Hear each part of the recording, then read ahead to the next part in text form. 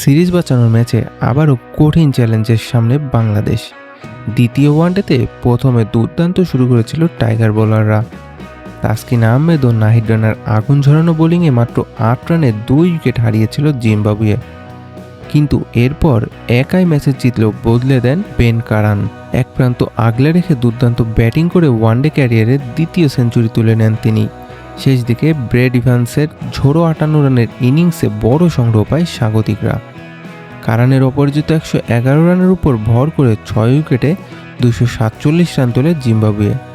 এখন বাংলাদেশের সামনে লক্ষ্য ২৪৮ রান।